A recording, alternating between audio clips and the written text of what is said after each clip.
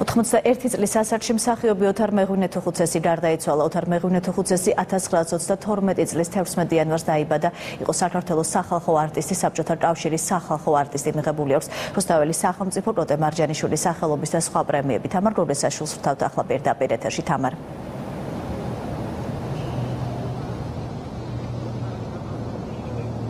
უდიდესი ტრაგედია და დანაკლისი ასე ეხმაურებიან თეატრალური საზოგადოების წარმომადგენლები ოთარ მეღვინეთუხუცესის გარდაცვალების ფაქტს. სახალხო არტისტი რამდენიმე დღიანი მძიმე ავადმყოფობის შემდეგ წუხელ რესპუბლიკურ საავადმყოფოში გარდაიცვალა.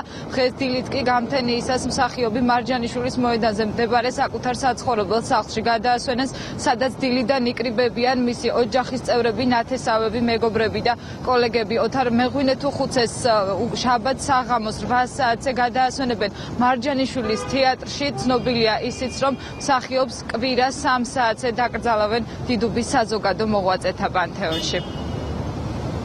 თანამედროვეობის ყველაზე დიდი ერთ-ერთი ყველაზე დიდი მსახიობი, დიდი პიროვნება პირველ რიგში. ეს იყო პიროვნება, რომელსაც ჰქონდა თავისი სათქმელი ცხოვრებაში.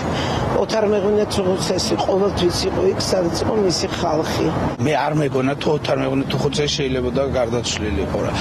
ბოლოს რომ ნახე უკვე ძალიან სუსტად იყო, მაგრამ აი ძალიან იმედიანად ვიყავით და გვეგონა რომ რაღაცა აჯობებდა და დაძლევდა.